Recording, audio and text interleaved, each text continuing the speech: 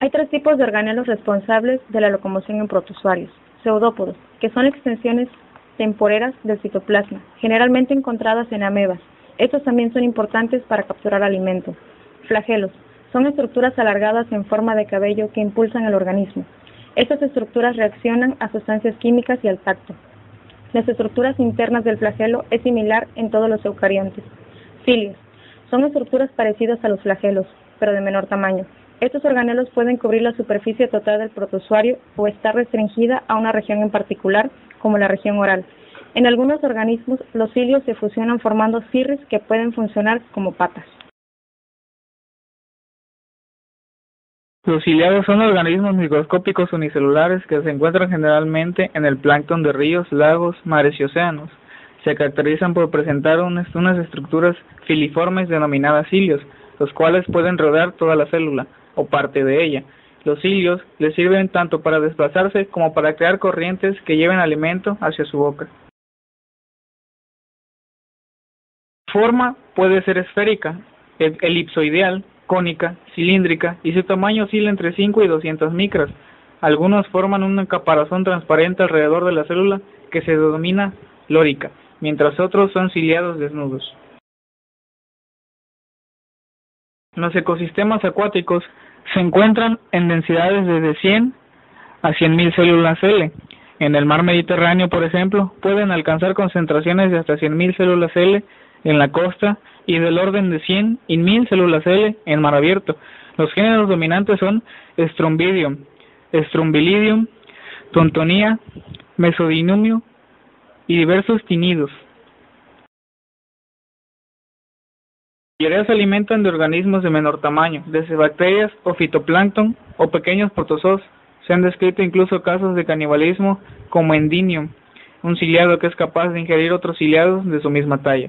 Existen además algunos capaces de realizar la fotosíntesis y otros capaces tanto de comer organismos como de realizar la fotosíntesis. Estos últimos tienen ventaja, ya que pueden combinar los dos tipos de alimentación y sobrevivir en circunstancias adversas. Sus principales depredadores son los copepodos, pequeños crustáceos, que en algunos casos los prefieren a las presas más habituales como son las algas.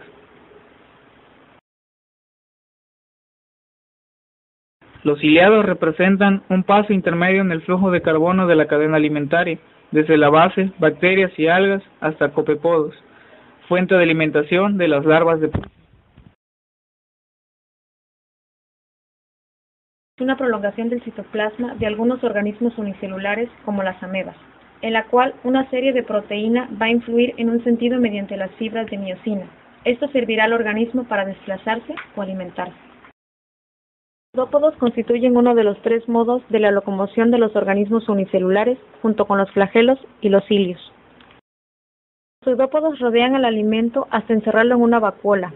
La fagocitosis se presenta en diversos grupos del protista, pero también en algunas células de organismos pluricelulares, como las amebas, euglenas y los paramecios. Pueden ser de varios tipos según su aspecto: logopodios, gruesos, cortos y con extremos redondeados; filopodios, más finos y con extremos terminados en punta, consistiendo principalmente en ectoplasma. Estas formaciones se apoyan en microfilamentos; reticulopodios, también conocidos como pseudópodos reticulados, en donde los finos pseudópodos individuales se amontonan entre sí y forman una red irregular en el exterior del protozoo. Axopodios, son pseudópodos finos, largos y rígidos.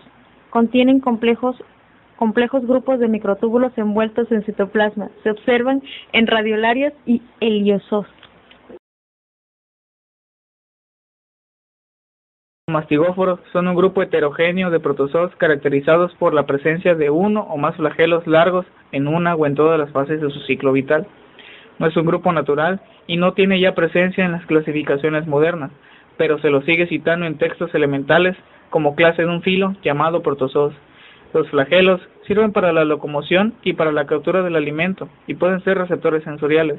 Muchas especies contienen plastos con pigmentos de color. Los que poseen clorofila pueden, y por parecer afines a las algas, se clasifican a menudo entre las plantas. Los flagelados de vida libre pueden muchas veces enquistarse para evitar las condiciones desfavorables. Muchas especies son parásitas y causan enfermedades importantes, tanto de invertebrados como de vertebrados, incluyendo al ser humano. Entre ellas, Trypanosoma cruzi, causante de la enfermedad de Chagas. El cuerpo celular suele ser de forma definida, oval, alargado o esférico, cubierto por una película o en ciertos grupos acorazado. Presentan un núcleo simple ubicado en el centro y se reproducen mediante fisión binaria longitudinal. La reproducción suele ser por sección múltiple y al menos dos grupos presentan reproducción sexual. Los mastigóforos se consideraban una clase del filo de los protozoos, puesto que algunos rizópodos también poseen flagelos en ciertas fases de su vida, y ciertos mastigóforos pasan por fases ameboideas. Estas dos clases se consideraban estrechamente relacionadas y por ello se clasifican en el subfilo Sarcomastigófora. La clase de los mastigóforos se subdividía en dos subclases: Phytomastigophorea, protozoos de similar apariencia a plantas o fitoflagelados, y Sarcomastigophorea, parecidos a animales o zooflagelados. Esta clasificación no tiene ningún sentido en la actualidad. Rizópodo, ciliado, esporozoo. Para los restantes antiguos grupos de protozoos se denomina protista, para una clasificación más moderna de todos los protozoos.